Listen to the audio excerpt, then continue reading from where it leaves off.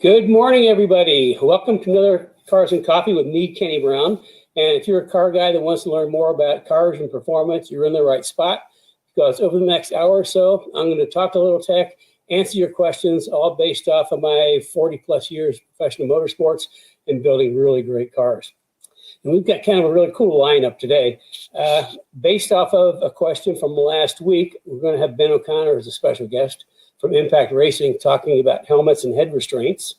For the memorabilia, where M69 is on the docket for today. We had somebody ask about M69 last week, and we thought, wow, that's one of my coolest cars I ever built. So why don't we give that a little bit of feature today? And then also we've got we're going to a little tech on JRZs and a little bit different spin on the JRZs today. And then, of course, answer your questions. And we have a lot of questions from the Speed Therapy Society. That's where the questions come from for Saturday mornings, and that's sort of how I shape what I'm going to talk about. And if you're not a member of Speed Therapy Society, please join. It's a great group. We're going to be doing more and more as time goes on with that. But the next big thing is the big reveal of my new suspension is going to happen just to the Speed Therapy Society people and not the general public. And we'll have, that's going to be later in February. And I think next week, Carrie said registration will be open. It'll be a special closed event, and it'll be on Zoom, not Facebook. So it'll be more like kind of a more of an intimate type thing. So join the society, send me in your questions. Of course, remember, if you got questions today, send them in, and I'll try to answer if I can live. And then also, if you have any questions for Ben when he's on, send questions in for him too. So moving down my little list, I think we're also simulcasting, tricasting, I guess we'd say. We're on Facebook Live, YouTube Live, and then also Impact Racing's Facebook page. So it's kind of like a triple header today. And also welcome to all the Impact Racing folks out there. We're glad you can join us. We love Impact, so and we'll talk about that more. The artwork today is something that's kind of super extra special. We had a good friend that we hadn't seen in a long time. Also one of our trusted advisors over the year, drop by one morning and bring back a piece of artwork that's very special. After I got sick, he's been keeping it kind of safe for us. And, he's in and out of town so much, we hadn't seen him for a long time, and he dropped this off. And this is what it is. Now, let me try to explain. For anybody that's been to Indianapolis, Union Jack's pub is kind of was the place. Back in the 90s when we got here, that was the absolute the place to go. And it was, it's kind of like what's called the wind tunnel. Some race team managers would not let their mechanics go to Union Jacks because it quote the wind tunnel. Everybody start chatting back and forth and give away secrets. Anyway, there was a guy that had been kind of a fixture there, Ron Burton, who's an incredible artist. In fact, the whole Union Jacks pub had just a bunch of his artwork along with his helmet collection, which was extensive. Anyway, long story short, Kerry went to Ron in '96. And commissioned this painting, and it's called Kenny's Wild Horses. It's in acrylic, and it's hard to see. It was actually 1, 2, 3, 4, 5, 6 of my Mustangs in there, and those are all Mustangs that were in the media at one point in time. So that's kind of a special piece. It's me. It's irreplaceable. Kenny's Wild Horses by Ron Burton.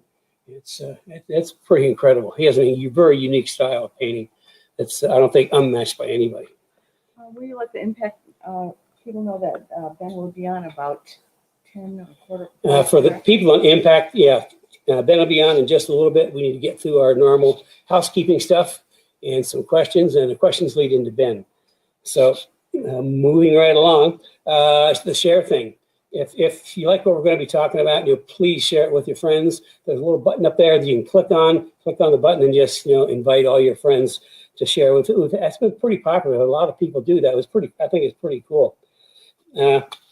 So let's dive into, I think the first story today is M69. This is absolutely one of the prettiest and by far the most expensive car that I've ever built. And this was a concept I did for the SEMA show in 2005. And the story behind it is, I was at that time, I was back and forth in Detroit quite a bit, knew a lot of people up there. And there was this one group of folks I knew that were trying to, put a 69 body panels, steel body panels onto a 05 Cobra or 05 Mustang. And I thought, that's pretty cool, but, for me, I got to get big tires.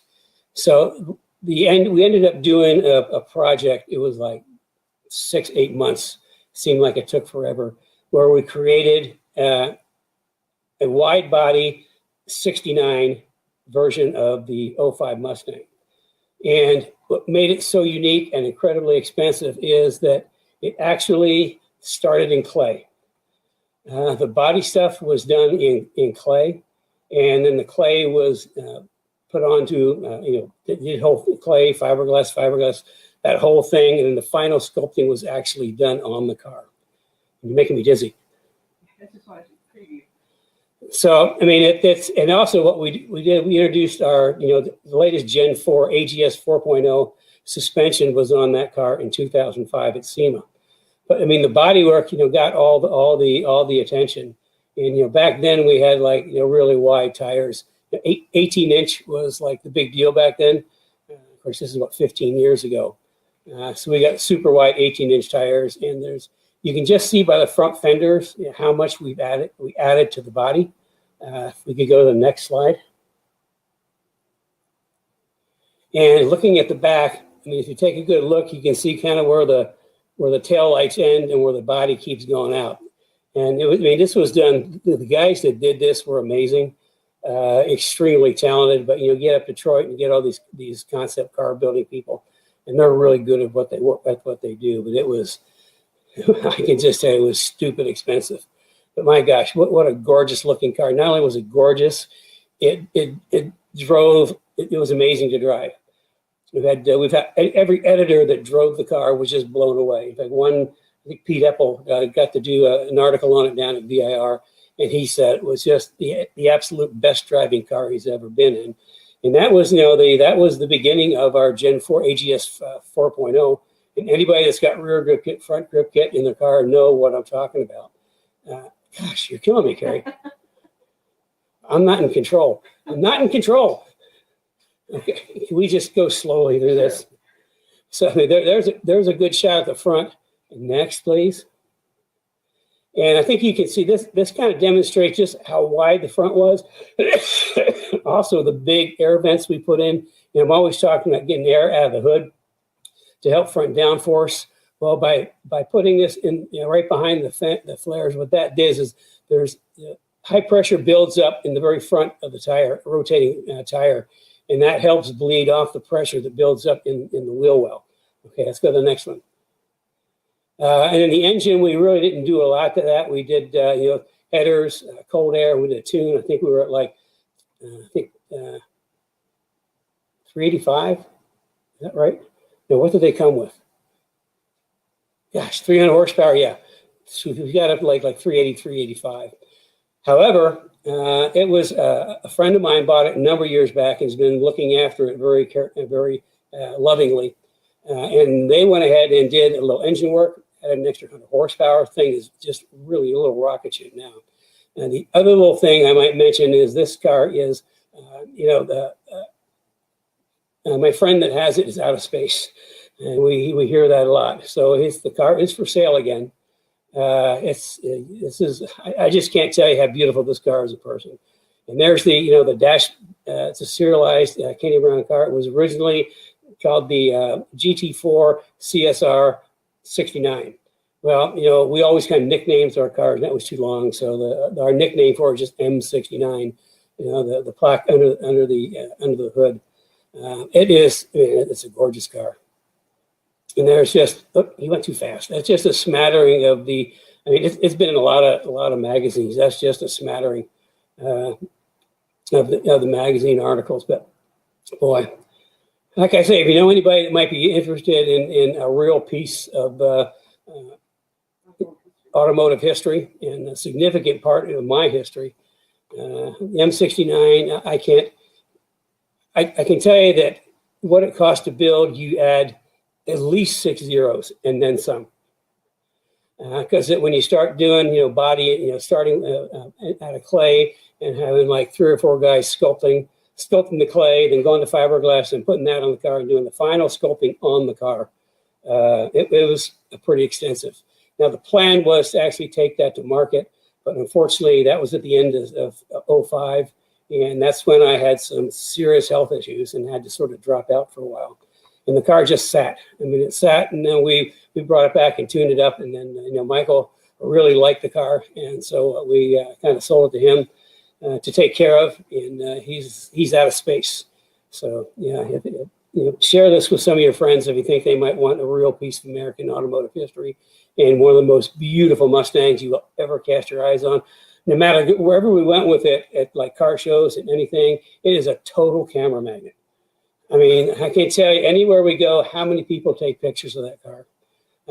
That tells you something special when they're a camera magnet and people drive or walk past other cars just to look at this one. So I think I probably rattled on enough about M69, but it's an amazing car with an amazing history. So, and like I say, it was a concept that was supposed to go to market, but unfortunately, that whole stupid health thing just got in the way. And it, like a number of my projects went on the shelf, like my rear suspension went on the shelf back then, that we're going to talk about. I'm going to sign up for it in Speed Therapy Society. Next week, the registration will be open, and then towards the end of February, we'll have a reveal, probably on a Thursday evening. So I know ahead of time. The reveal party. The Speed Therapy Academy alumni people have already seen it. In fact, most of them bought one. They just seeing the prototype. Well, what I'll introduce you to is the rear production pieces, and I can tell you that the shift from prototypes to production is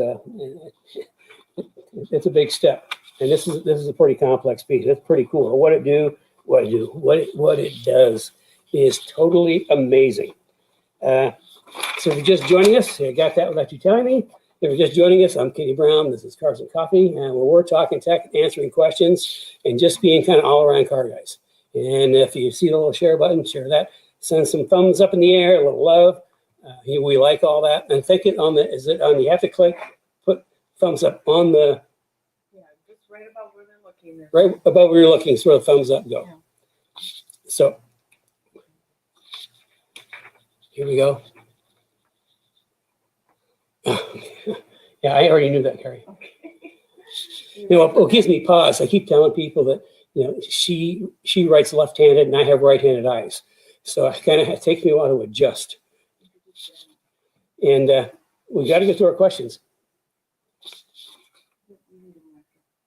Okay. Well, one of my questions is why Ben's here. Okay. Well, go ahead. Go ahead with your questions. I'll zip through the questions. Herschler has a question on Coli-Over setup that I'll talk about a little later with GRZs. Wendy said she had found something about pressure cats for late model cars. We'd like to know more about that. It's a wheel, moving up to 18-inch wheels, 18 by 9, 18 by 10. He wants to know what the best tire size to have minimum difference in speedometer reading. Well, it's hard to tell unless we know what the diameter is of the tires you have now. But there's an easy way to do it. Going to Tire Rack, and you look up a tire. I'll give you an example. Like what we ran a lot on the 10-inch 18 by 10 on SN95s was a 285/35. That's like a 25.9-inch tall tire. That's pretty close. That's a little shorter than OE. But a 285/40, if you can find them, like 27-inch tall tire. So you need to look up the size of your tire under the specs part and what the diameter is, and then look at the options on the 18s and try to come as close as you can.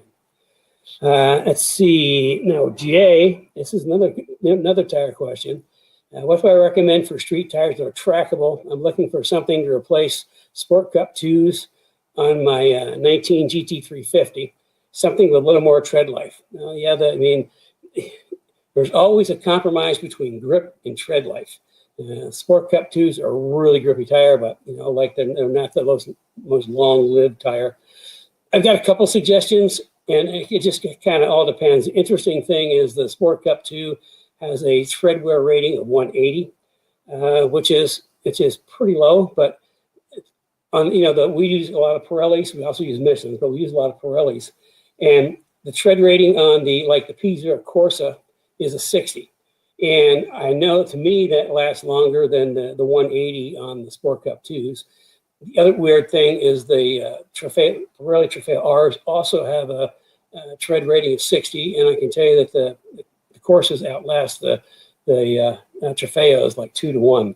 So I mean that the Trofeo, the Pirelli Corsas might be something to try. I mean, it's a true track tire. I mean, you don't give up very much grip off of the Sport Cup 2s with the Corsas, and they have some tread, so it's like a street track. It's a track street tire. Let's call it that. If you're looking for a pure street tire, what we use the most of is the Michelin Pilot S4. Really good tire, but again, that's got a tread rating of 300. It's going to work on the street. It's going to work on the track. But the level of grip is going to be significantly less than on the Sport Cup 2s. So it's kind of like you just, you have to do, weigh your a friend told me a long time ago that life is a series of compromises. And, when it comes to cars, that is pretty much it. Let's see, Dan wanted to know, off topic, some of us do work on our own cars. Where are bolts that can be used once? And where are the bolts that have only been used once in the chassis and maybe the engine? Well, I can tell you there are a lot of them. And what I mean by bolts that are used once, there's something that Ford has gone to of late called a torque. Just dropped right out of my head. Yield to torque bolt. And to give you an example, we just put new cam bolts on Cliff's engine, and the yield to torque was you torque it to 30 pounds plus 90 degrees. And because the torque is stretching the bolt to a specific rate, they're throwaways. The best thing I can tell you is just refer to a manual, workshop manual. I know on the suspension, we don't worry about that because we pretty much replace all the factory hardware with grade 8 hardware. So, I mean, there's a lot of them, I can tell you that. But you're going to have to just, if you're working on something, find a manual and see which bolts are torque to yield. I think somebody once told me if it's gray, you throw it away. I don't know if it's true or not, but I thought that was kind of clever. Let's see, Oscar. It's another good one. Oscar is a 2003 GT convertible. He wants it to go faster, how to do it, and do it economically. Okay, we're getting into this compromise thing again. Economically and speed sort of go together. I think you want to change that from economically to cost effective. Because when I was a young lad and doing cars back in the 60s and 70s, when I always went to Charlie's Speed Shop. I mean, speed shops were the place to go back then. Not only they had the parts, but it's kind of like everybody kind of gathered and chatted. But they had a great big sign up on the wall. It said, "Speed costs money. How fast can you afford to go?" And I can tell you that stuck with me, and that is as true today as it was back then. However, there are cost-effective things you can do to improve the performance of your car. That's something that if you want to set up a 15-minute consult, I'd be happy to talk to you about it a little bit. But remember, for me, it's going to be chassis, suspension, wheels, tires, brakes are the first thing to do before you start adding power, because just doing that little bit to the car just makes a huge difference. And I'll have a good example of that next week. I'll tell you about that in a little bit. Okay, now, this is Gary's question, which is a holdover from last week. And Gary asked, he said, helmet recommendations for first-time track day driver. Well, I can tell you from my perspective, as a first day or an advanced driver, the helmet recommendations are going to be the same. The only difference is budget. Because, I mean, you got to keep the noggin safe. But I know somebody knows more about this than I do. And he is our special guest today, Ben O'Connor, who we have known for ages. In fact, we first met Ben when we started working with Bear Brakes, I think back in the 90s. But now he's an Impact rep with a great company, and great products. So if we could have Ben join us. Hey, Hey everybody. good morning. Hey, how you doing? Thought I would join you in the meeting here. Kind of wearing something a little stylish here. This is a helmet from the 2013 Indianapolis 500 that's been autographed by the drivers there. We'll use this to kind of go over a few things today too. We'll probably need to back up so everybody can see it. All right.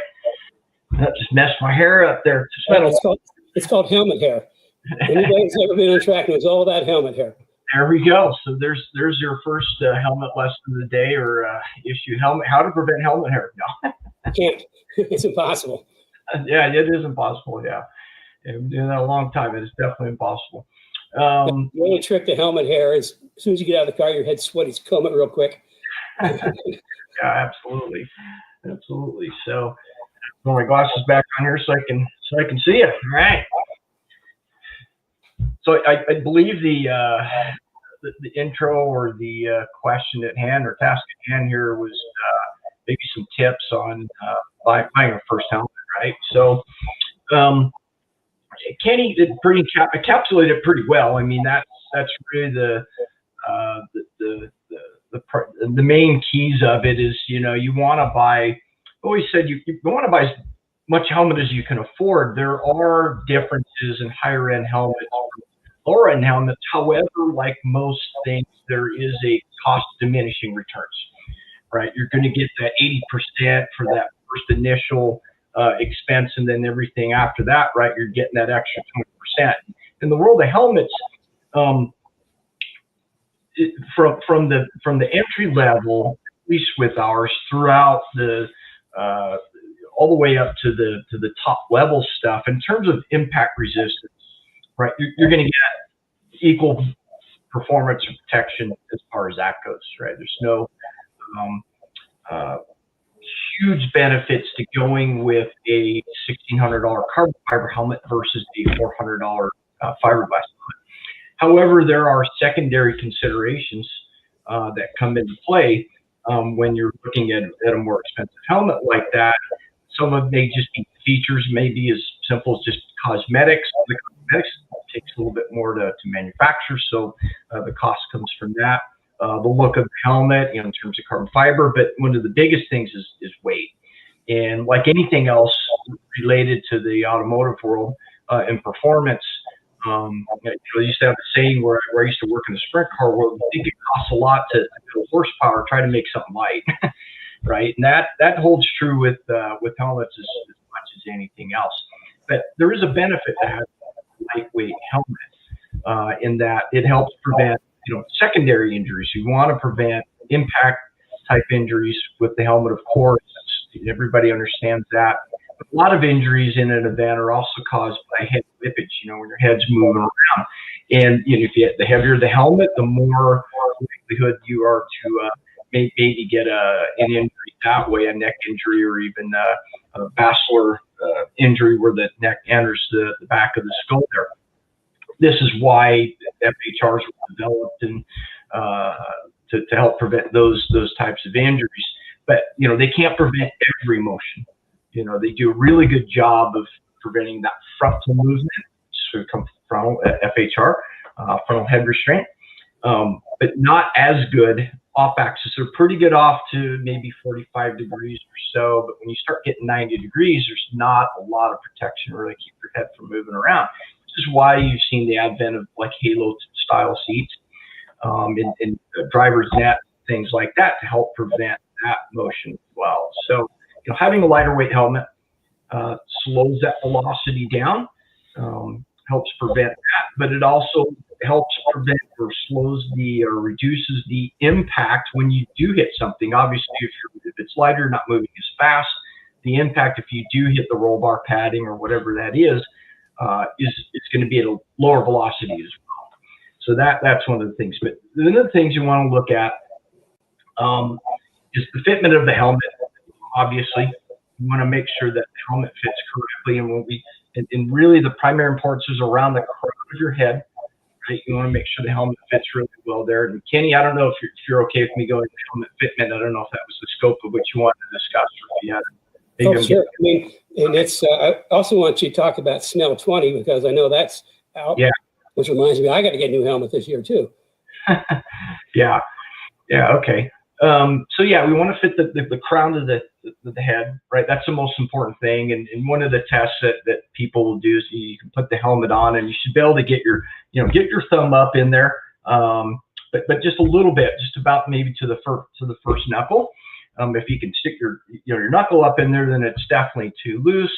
If you can't get it up in there, it's probably too tight. Or if it hurts, if it's to the point of pain, then obviously it's too tight. Now, keeping that in mind, you want the helmet tight. Tighter is better than looser, and that also helps prevent concussions, in the sense that we're trying to eliminate in any event, there's a series of impacts that happen when the helmet comes in contact with anything, right? Because the helmet shell stops, your skull continues to move inside the helmet till it makes contact with the liner of the helmet, and then your brain inside the skull then also continues to move. So you have this multiple impact event that happens whenever you have something. So if you have a tight helmet, you can at least reduce one of those motions, that secondary one where the skull moves inside the helmet.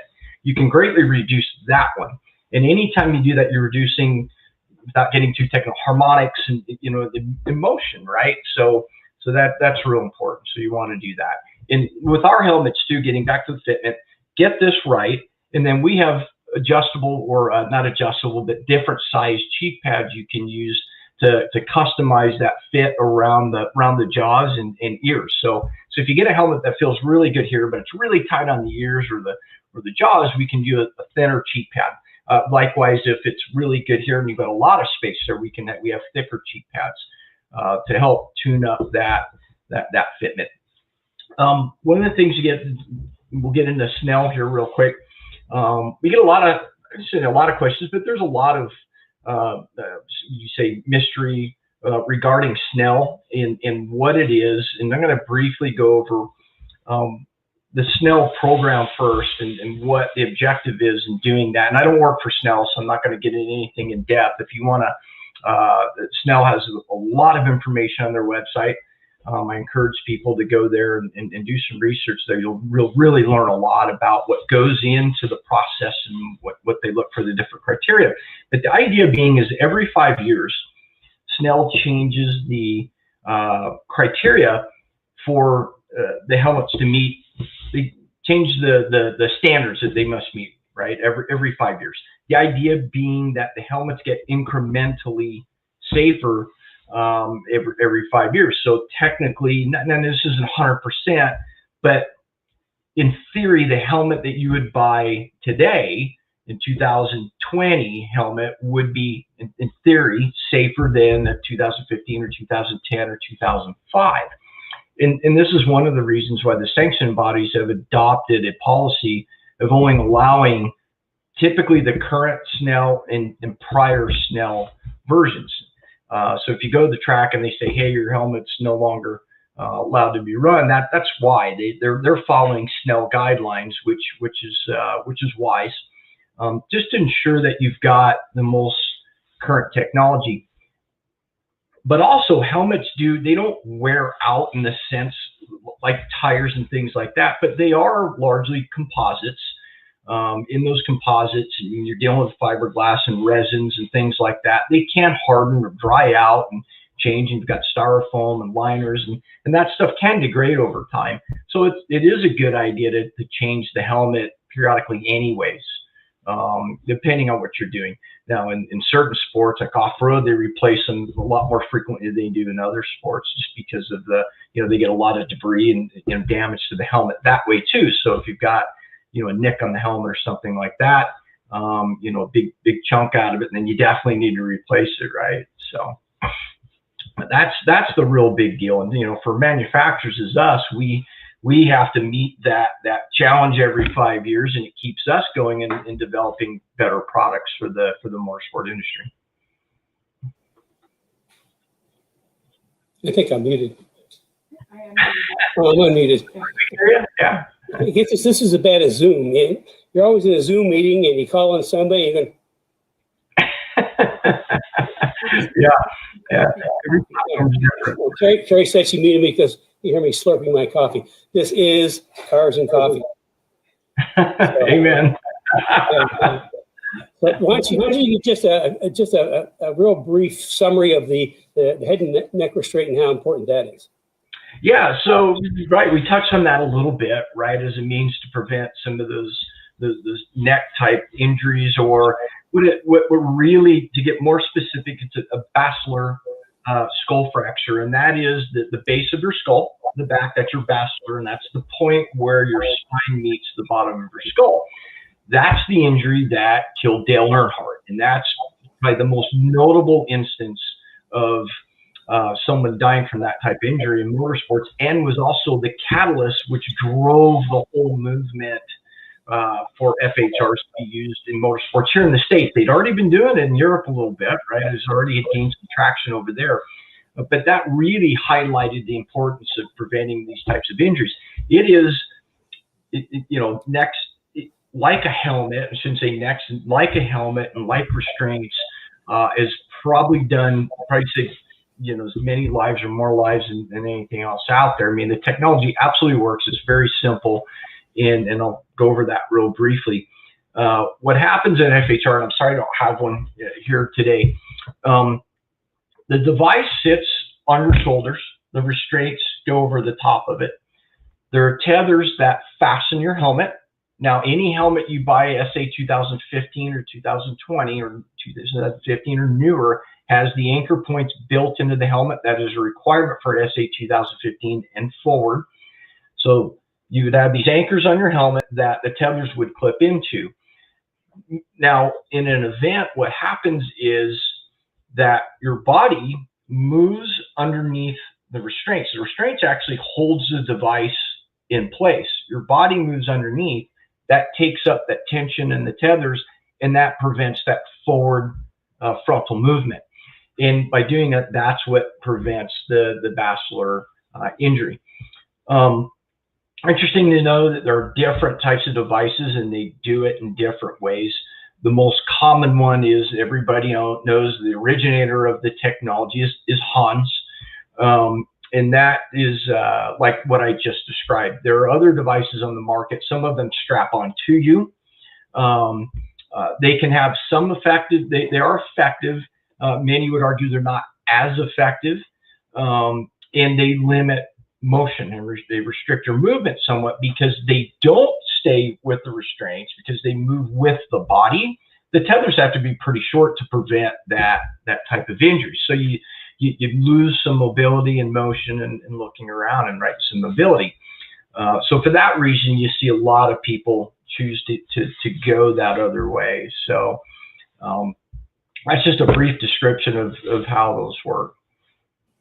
Okay, cool. Well, I think getting back to the original question, what does Impact have as, let's say, a good first helmet? Looking from a budget standpoint, somebody's just getting into, but they want the quality of a helmet, but they don't want to pay $1,500 for carbon fiber. I know you've got a real good one, because I think we've got it on our website. Yeah. So one of the most popular helmets we sell, and a little bit of price point, but it doesn't shortchange on much, is our 1320. It's a simpler design. It's fairly clean looking. Doesn't have a lot of bumps and bells and whistles and stuff like that, but it is vented. It has a larger eye port, so it's got really good visibility.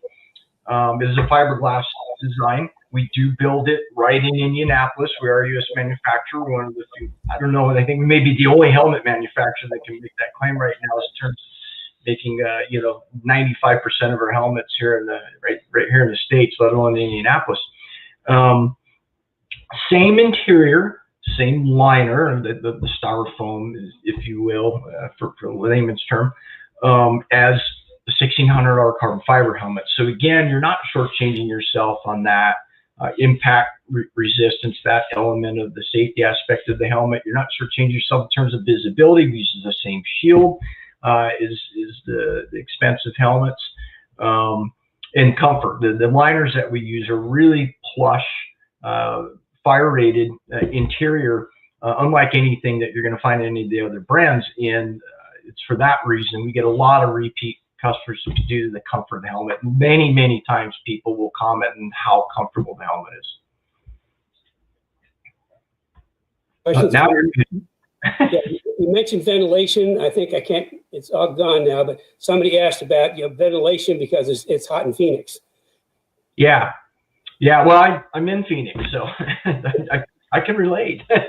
Yeah, the ventilation is good on that. Now, one of the things that, and this is really becoming really popular. It's always been popular in off-road, but it's becoming really, really popular now in all forms of motorsports is a forced air helmet. And that's where you take, you'll take a standard helmet and maybe there's an addition of a side air piece on here. I mean, it almost looks like a vacuum cleaner Too much space. outlet, or on top of the helmet, or like our helmet, the time that we originated, we do it offset a little bit, and that's for roof clearance. You have additional roof clearance.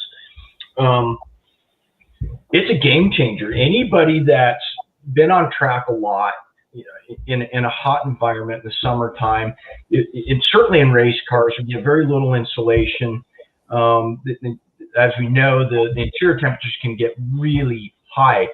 Having fresh air pumped in the helmet is a game changer. It really makes a big difference in terms of comfort in keeping your head cool, which again, that's one of those other secondary safety aspects, right? The best way to prevent injury is prevent an event from happening, and the best way to prevent an event from happening is to be on your game, be alert and comfortable, and all of that, right? So you can concentrate on the task at hand, even if it's subconsciously. If something's bothering you, that can distract you from being focused on driving. So real important. So anyways, yeah, forced air is awesome for that. But all of our helmets are vented. They all have vents in them for that reason, so they can keep the driver cool. Question on belts. We may have to have you back on that. 3 inches versus 2 inches. Really quickly, I'll say 2 inches are every bit as strong as 3 inch. I prefer 2 inch because they work on the Hans and they're easier. But I think we might have to have Ben. Actually, Ben did an entire master class on safety and went all through all the different types of harnesses and belts in our Speed Therapy Academy. And so we got time? Yeah. Okay, why don't you throw it a quick answer for, here's the question. What are your thoughts on 2 inch belts? Are they as safe as 3 inch? They look like they would be, okay, thanks. They look like they would be easy to adjust, being narrower. I'm considering a 5-point cam lock, shoulder mounts. Yeah, Ben can answer that, and I can tell. I think we've got those on the website. If not, we can get you hooked up. But go ahead, Ben. Yeah, of course, the last part of that question, affordable, is typically a relative term, of course. Again, we manufacture everything right here in the States. All the restraints we manufacture right there in Indianapolis. Cam lock restraints from us start around $299. 2 inch, I could speak for an hour on 2 inch alone, but I'm going to run through this real briefly and kind of go over the premise of it and why it's preferred and why you're seeing it used almost exclusively in some forms of motorsport. NASCAR, it's a requirement. You have to run 2 inch. Can't even show up with 3 inch. And here's the brief synopsis of why that is. The idea of it, when it comes to being restrained in a vehicle, the focus is on the hip more than anywhere else, and it's because it's the largest load carrying capacity part of the body, for one, but it has to be restrained properly because things happen during an event that can cause the hip bones to rotate, which can create spinal injuries. There are also instances where if the belt gets up too high, it can create internal injuries. If it gets up over the top of your hip bone, then the iliac crest, to get technical, then that can get in your stomach, and that really is one of the primary functions of anti-sub belts, which a lot of people don't know. That's really what they're about. So the 2 inch restraint, what it does is helps keep the belt below that iliac crest, for one, and again, that helps prevent that internal injury from it coming up over the top of the iliac crest, but it also helps prevent pelvic tilt in a forward motion event. to prevent lower back injury in an event like that. The other side benefit is that you can absolutely get a 2-inch belt tighter than you can 3-inch. And the reason being is, if I'll try to do it and show you here on the camera, but if you imagine, let me see here, right? If you take your hand, right, the full width hand, and set it in the cup of your hand to push it down in there, you've got to distort your hand to get it to sit down in that cup. Now, if you pull in a finger, take the 3 fingers in there, you'll notice that immediately it sits down in the bottom of the cup of your hand much easier. And that's the same premise with the restraint. By going the 2-inch, it's already down in that hip pocket, the ilium of the hip bone. And that just allows you, because it's already closer to the surface, tighter to the body, and you don't have to distort the belt, you can just get them tighter. And having a tight restraint, that Kenny will attest, is paramount to safety, particularly in the laps, because again, that keeps things from moving around. Also, again, that large load carrying capacity of the body, it's what keeps you anchored in the seat. Even if you run a loose restraint shoulders, if they're wonky for some reason, having a really tight lap belt is really going to help in those situations. You want the shoulders to be proper, of course, but you can get away with more that way than you can the other. You want the laps proper, you want them good and tight. Whereas the shoulders, if they're a little loose but your lap's tight, you're probably going to be okay. The other way around, there's a lot more likelihood that you're going to get an injury. Can't hear you, Kenny. Kenny, your mic's off. What are we just talking about? But yeah, I was saying that our producer kind of asleep at the wheel over there. I've been using 2-inch belts since forever, before they're even popular. I just like them a lot more. I'm not a big guy, and they just seem to work a lot better. How did you actually get going in this whole industry? Because I know we met when you were at Bear Brakes, which is seems like eons ago. Yeah, you know what? I am a lifer for sure. I got into the sport through my first car, the original sport compact Volkswagen Beetle. Got one when I was 16 and immediately started working on it. But I'd come up racing BMX and all that stuff. My father's mechanic and a racer, a boat racer. So I'd always been around that stuff and working, tinkering on stuff my whole life. So for me, that was a likely path. And I had friends that also met in high school that were into that stuff. My first job was at a really large mail order Volkswagen outfit back I'm going to date myself, in the early 80s there, Station 1. Some of you may recognize the name. And then, but from there, I've been, in the industry the whole time, typically working, places for long periods of time. I've been work for Klein Engines, where we did sprint car engines and, drag race engines, high performance stuff. That was a really cool job. I was engine sales and designer. I actually got to design a lot of the engines there for things outside the sprint car world, drag racing, things like that. So that was really cool. I got a really strong technical background knowledge of the internal combustion engine, and I get in all kinds of crazy stuff on rod angles and, cylinder flow rates and all that stuff and how it all correlates to each other. And then from there, I went to Bear Brakes, and so I spent 11 years. So, a strong technical background in the braking systems as well. I can explain exactly what pad film transfer is and, warp rotors, that phenomenon. I can explain that to you and how all that stuff works too. So it's, for me, really was a way to use my my quest for knowledge, technical knowledge, and tinkering and things like that. So I've done some motocross over the years, competition side of things, and of course working on those as well. So, but yeah, that's a lengthy answer to your question, but that's how I got involved in the industry. Well, that's awesome. I think, like I say, Ben was one of our did a master class in the. I was you again, wasn't I? No, you weren't. Oh, okay. Ben was one of our special guests in the master class for the Speed Therapy Academy, and I can tell you he spent maybe 35, 40 minutes talking about safety stuff, and that wasn't even enough. We'll have in the next academy. I'm sure he's going to be back as one of our master class special guests. And I think we need to probably keep moving along. So, what? Oh, so I'm going to say thanks so much. You know, we've been friends for a long time, and you're a wealth of knowledge, and we really appreciate you coming on this morning. So again, a big round of applause for Ben, everybody. Right on. Thanks. I appreciate it. I'll hang in the wings here if something comes up. Let me know. Watch the rest of the show. Thanks. All right. So yeah, if they have questions for Ben. So if you got any more questions for Ben, we're kind of we'll run over. We always run over, so that's not a problem. Send them in. I saw a couple of questions come up. Herschel wanted to know if I was going to watch the 24 Hours of Daytona. It is already programmed into my DVR. So it's you gonna watch the 24, Ben? Me? Yeah. Yeah, I'll catch a little bit of it here and there. My biggest problem is I'm not a good fan. I want to do it, so I watch that stuff, and all I can think about is being there doing it. And I can't sit still, as probably people probably noticed just from this deal. I move around a lot.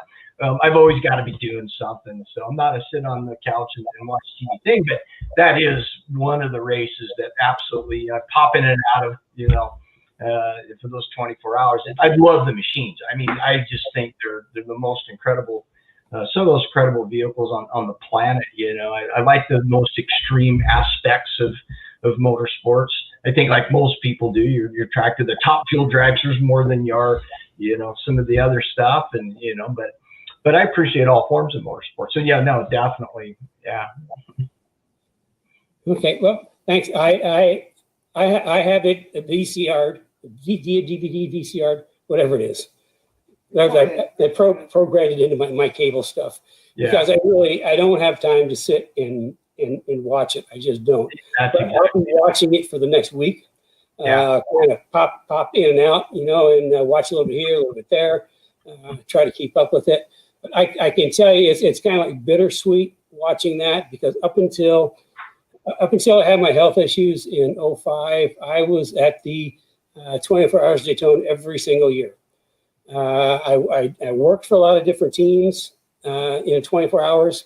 And if I didn't have anybody to work for, I would just be there kind of hanging out with people I knew. And somehow I'd always end up finding something to do. But really, I kind of miss it. I think a real quick story. One year I was working with a team. It was a prototype team. And Kerry went down with me, and I said, look, these guys aren't really good. I mean, they're okay, but they're not really super good. And I think we might be at Carrabba's having dinner about 11 o'clock at night. Well, I made a couple of really good mechanical calls during the night, and the car ran all the way up to, I think, the 20th hour, maybe 19th or 20th hour, and then the car broke. So, but yeah. So we didn't get our dinner at Carrabba's, because there's a really good Carrabba's right there in Daytona. So, okay, thanks, Ben. And I saw somebody asked a question about the new rear suspension. If you weren't with us earlier, yes, we're getting very close. Like I said, I wanted to introduce you guys to a real production piece, and building production pieces versus prototypes is a whole different deal. And we want to have some other things to go with that. We will be opening registration. It's going to be a closed event on Zoom, so more like more intimate on Zoom, and it'll be either the last or next to the last Thursday in February, I think. We'll have more information on that coming up, but registration will open next week, and you will have to register because it will be a closed event. It's strictly for Speed Therapy Society people. We introduced it to the Speed Therapy Academy folks earlier on. They got the first look. They saw prototypes, and I can tell you, the first production lot is 10, and we already sold that out. I mean, that was like boom, it's gone. So we're going to be building it because of the complexity, and you'll see why we're going to be building with lots of 10 initially, and then as we get a little more volume up, then we'll probably increase that. But so I should say probably the deposits are open for the next 10, but you don't even know what it is yet. So anyway, have to be a member of the society, and it will be a closed event. So moving along, we're almost running out of time, but not really, because I go long all the time. So what we haven't got to yet, we've got to Ben JRZs, and this is a little lead into here, and you'll see why.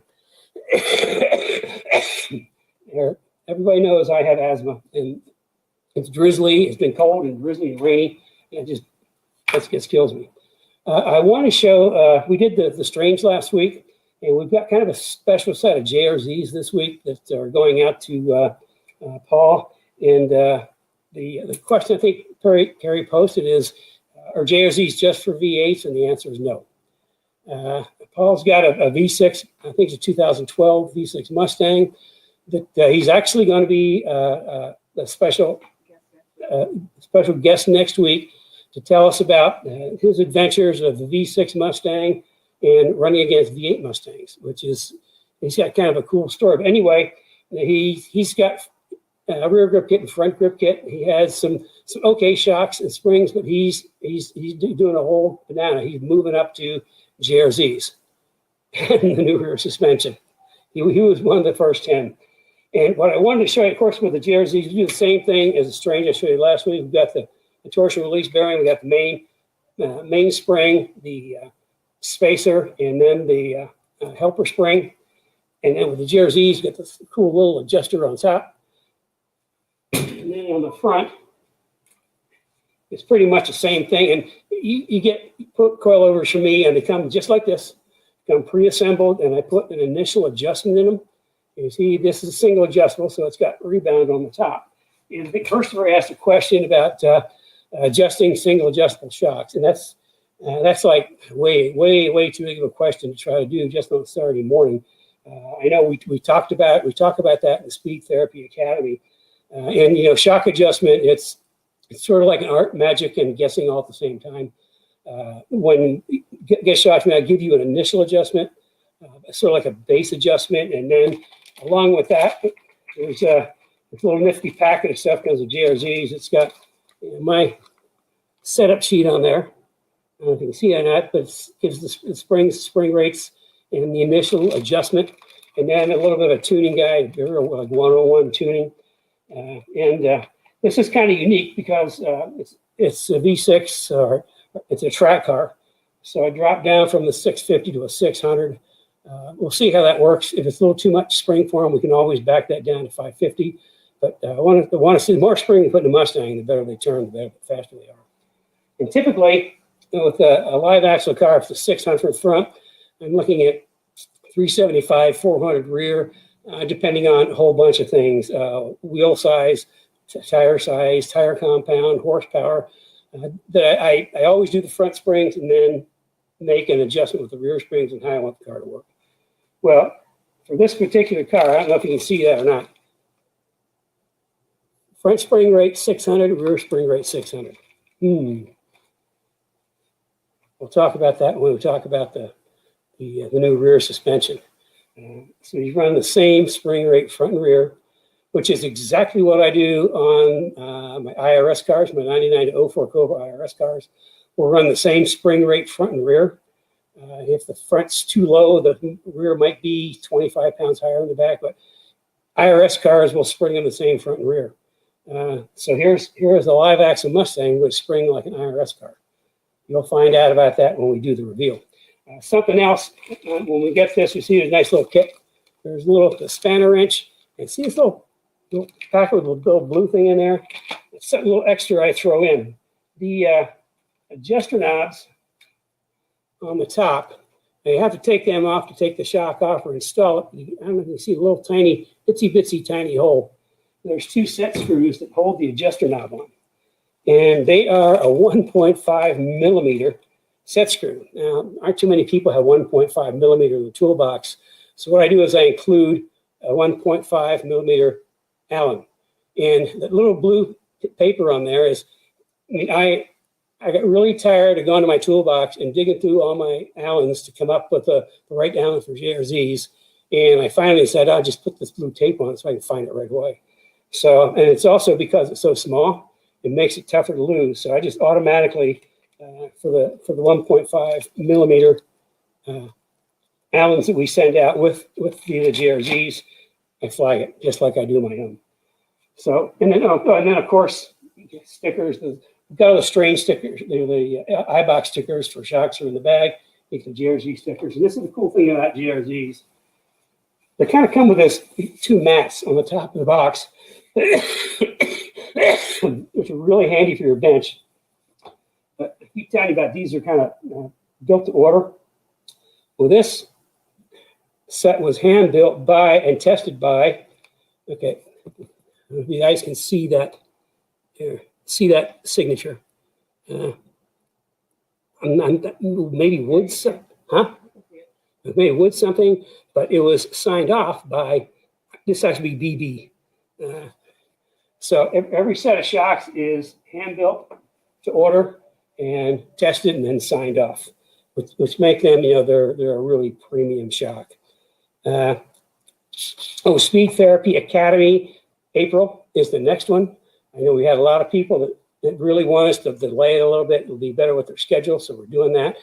Also, it gives us a little more time to prepare because we've got a lot of things to do. We're trying to get this new rear suspension launched, and it's taking a lot. So with that, I see her maybe picking up her computer and coming up here to talk about questions. Oh no, she's answering a text. No, it was an email. Well, we don't have a lot of questions today.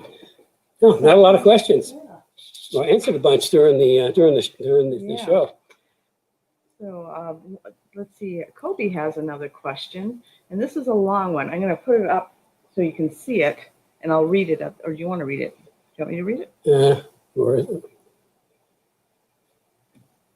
After 900,000 plus hard miles, my LSD finally failed. I'm guessing that's limited slip differential, Yeah. and not a GM LS motor. Failed in my S197. I just had it replaced with an Eaton True Track. Just driving it home from the shop, it feels different. Is there any break-in period I need to be aware of? Is there a learning curve involved? I heard it significantly improves handling over the stock LSD. Yeah, the True Track is torque sensing. We use you made a good choice, by the way. We use Torsons. We used to use Wave Track, but we can't get them anymore. We actually use True Track in our on the 9-inch rear ends for S197s that Strange builds for us. And what it is, it's a torque sensing differential.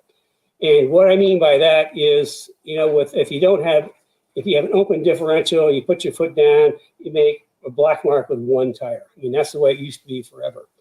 And then they go to positive to a posi traction, which in essence is a series of clutches which rub against each other, and they help to make both wheels turn at the same time, but they will wear out. The thing about torque sensing is it's got a whole bunch of worm gears and planetary gears in there. And in short, long story short, is they actually adjust. They send the torque of the engine to the tire that has the most grip. So, which is kind of opposite of a normal posi. So whatever tire has the most grip is what's going to get the torque. So, in the extreme example, you could start on one wheel on one tire on asphalt, one tire on gravel, and hit the gas. And the tire that's got the most grip is going to get the most torque. So, so as far as it feels different because it's the back of the car is working different. And you're going to find if you drive it on track, it's like, whoa, this really helps a lot. It really helps you on corner exit. Because again, you're waiting for the axle to settle. The traditional positive traction unit, you got to wait and wait and wait, because if you get to the gas too soon, the outside tire gets overloaded, and the car gets loose in the back. With a Torsen or the Eaton, you don't have to wait quite as long because it's going to adjust the torque.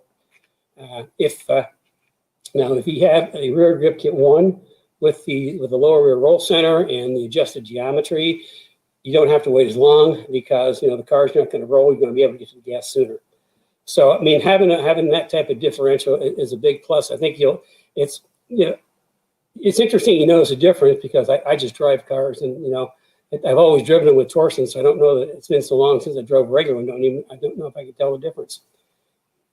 So that is it for the questions. Calvin did mention when Ben was talking about the helmets and you were talking about helmet head. Yeah. He said you could shave your head. Well, that always works. And then you pull the helmet off, you got glisten head. Okay, we do have a question from Annabis that just came up. JRZ R1 compared to, I think it's Maximum Motorsport JR1 coilover, stock rear location versus true coilover. 285 40 18 tires. Does true coilover need bracket upgrade? That sounds like almost a 15-minute. Yeah, it kind of sounds like a 50-minute. I can tell you in the shortest amount of time. I mean, the JRZs are a European shock. Their primary business is very, very high-end racing shocks in Europe. They are, they build like $10,000 racing shocks, not a set, a piece.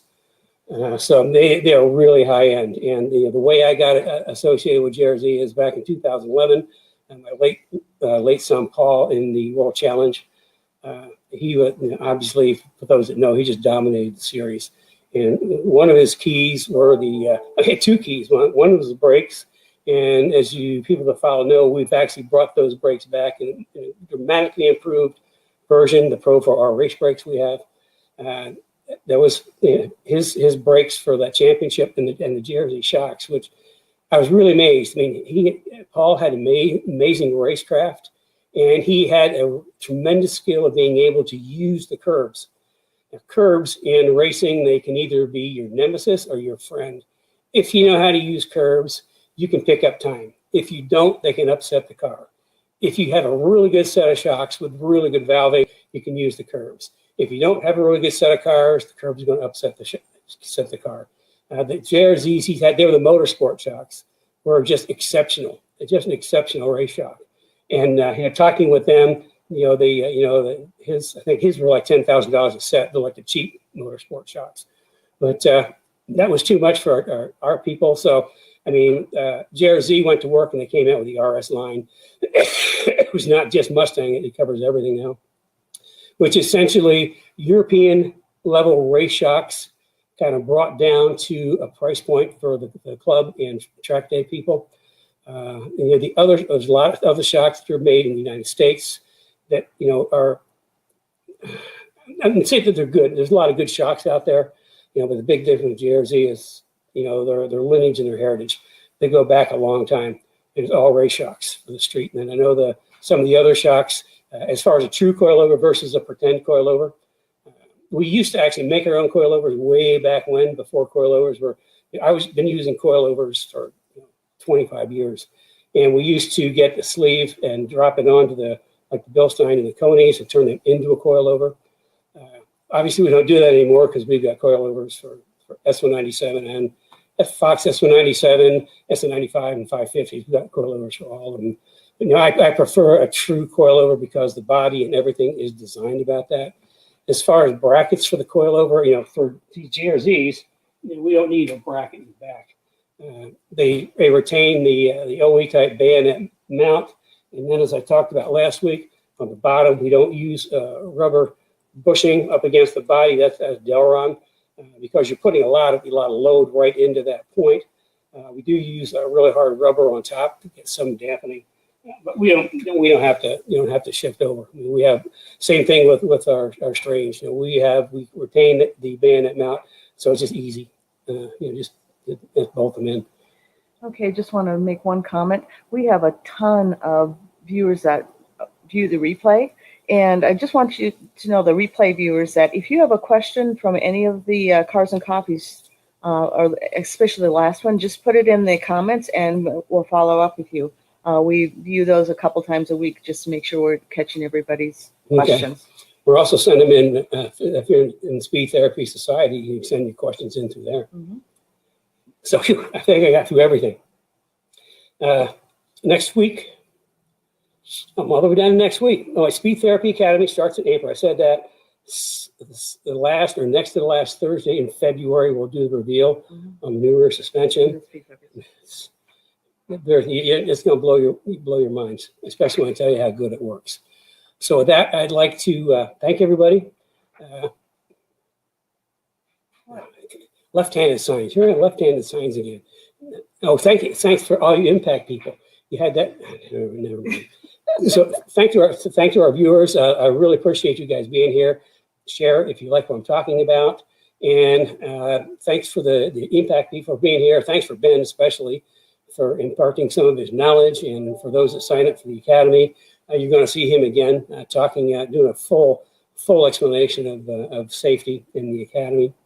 Next week, pros and cons of V6 versus V8 is kind of going to be the discussion. And we already saw Paul Shocks, and he's actually going to be a customer spotlight, talking about his experience with Kenny Brown suspension on his V6, and it's kind of a chuckle. I had a good time talking with him. So with that, look forward to seeing you next week. Remember, register for the reveal starting next Saturday. Next Saturday. And with that, send in your questions, and it's been a great day, and we will see you all next week.